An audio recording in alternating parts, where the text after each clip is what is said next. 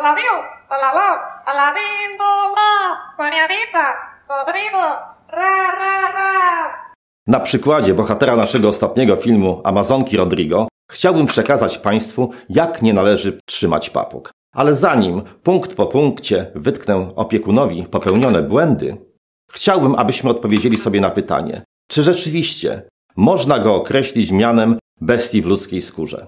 Rodrigo został sfilmowany przed kilkoma laty przez amerykańskiego turystę, który, jak nam opowiedział, przebywał kilka dni w tanim meksykańskim hostelu i każdego ranka w jednym z pokojów jakiś gość śpiewał pijackim głosem meksykańskie piosenki. Amerykanin zapytał o tego gościa kiedyś w recepcji i zaprowadzono go do malutkiego pokoiku służbowego, w którym w zawieszonej pośrodku pokoju klatce mieszkał Rodrigo.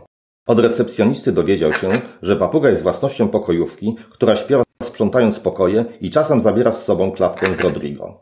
Recepcjonista zapewnił autora filmu, że właścicielka bardzo go kocha i jest do niego bardzo przywiązana. W opinii autora filmu, mimo że papuga, co sam stwierdził, przebywała w bardzo małej klatce, wydawała mu się szczęśliwa. Czy więc powinniśmy właścicielkę Rodrigo określić mianem bestii znęcającej się nad zwierzętami? A może spójrzmy na to inaczej. Jej postępowanie wynika z obowiązującej kultury obcowania ze zwierzętami. Ona wcale nie uświadamia sobie tego, że postępuje źle. Stosunek do zwierząt w dużym stopniu determinowany jest przez szeroko pojętą kulturę. Niektóre sposoby postępowania ze zwierzętami, np. w krajach azjatyckich czy Ameryki Łacińskiej, budzą nasz sprzeciw i oburzenie. Podobne oburzenie jak po obejrzeniu filmu z Rodrigo nasi widzowie okazali po naszym reportażu o Aleksandretcie, pewnego muzułmanina w Indiach. Zatytułowanego Papuga a ludzkie losy, który również trzyma swoją papugę w podobnej klatce i chełpi się nią. I gdyby zwrócić tym ludziom uwagę, że postępują źle, to oni byliby oburzeni na nas. Absolutnie nie bronię właścicielki Rodrigo. Serce mi się kraje, kiedy widzę papugę przetrzymywaną latami w tak tragicznych warunkach. My, Europejczycy, nie rozumiemy ludzi, którzy tak postępują ze zwierzętami, a jednocześnie uznają to za rzecz zupełnie normalną. A tymczasem wydaje mi się, że my też nie jesteśmy bez winy. Czy aby piętnując innych, sami nie chcemy dostrzegać własnych metod postępowania i udajemy, że one nie mają miejsca. Fermy zwierząt futerkowych, duczutrobiu, trzody chlewnej. Tu dobrostan zwierząt ustępuje przed naszym twardym interesem ekonomicznym. A więc jedyne, co w takim przypadku nam pozostaje, to edukowanie społeczeństwa, szerzenie wiedzy i doprowadzenie do przemian kulturowych, które będą piętnować podobne sposoby zachowania.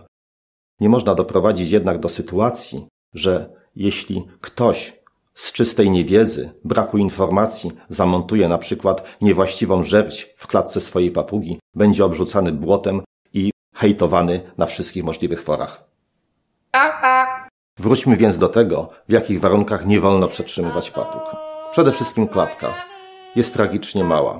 Uniemożliwia ptakowi rozprostowanie skrzydeł. Pojemniki na wodę i jedzenie są tak usytuowane, że umożliwiają ich wymianę bez konieczności otwierania klatki. Co sugeruje, że klatka prawdopodobnie nie jest zbyt często otwierana. Jest rzeczą niedopuszczalną, aby taka papuga, mająca tak wspaniały i bardzo bliski emocjonalny kontakt z opiekunami, nie mogła mieć z nimi kontaktu fizycznego. Kolejne problemy związane z klatką to fakt, że jest ona okrągła. W takich klatkach nie powinno przetrzymywać się papug. Ptaki bardzo źle się czują w okrągłych klatkach, a tym bardziej, jeśli stoją one gdzieś na środku. Jest ona zawieszona na środku pokoju, a klatka powinna stać gdzieś w rogu pokoju, tak aby papuga miała za plecami ściany. Niezwykle istotna jest sprawa żerdzi. Nie powinny one być wytoczone przez stolarza o jednakowej średnicy, te po prostu się nie nadają. Ta w klatce Rodrigo, mimo iż wydaje się właściwa, bo wykonana z naturalnego drewna, ale latami wyśliskana, wyschnięta, uniemożliwia papudze jej obgryzanie, ścieranie dzioba i pazurów i powinna być już dawno wymieniona. Pręty klatki uniemożliwiają papudze wspinanie się. Amazonki, jak wszystkie krótkoogonowe papugi, powinny mieć klatki, w których pręty są zbudowane poziomo, tak aby papuga mogła się po nich wspinać. To bardzo ważne, aby papugi miały możliwość zażywania ruchu. Chodzenie w górę i dół klatki, bawienie się zabawkami jest niezwykle ważne, zarówno dla zdrowia psychicznego, jak i fizycznego tych ptaków. W tej klatce nie ma żadnych zabawek.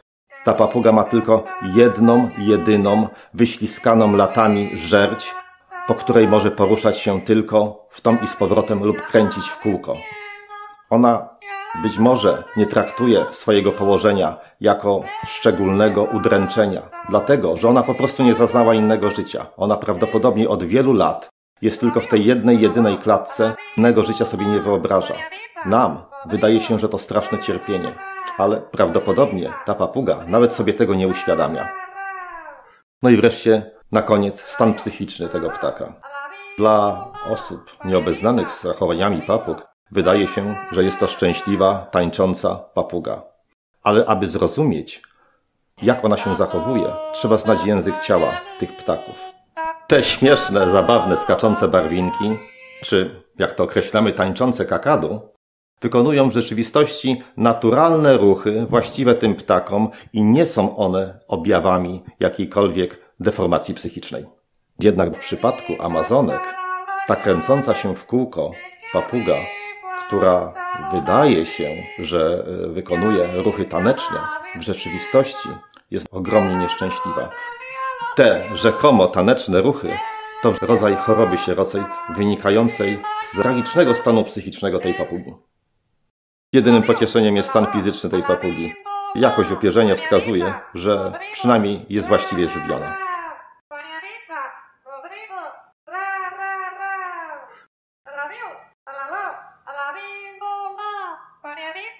Rodrigo, ra, ra, ra, ra.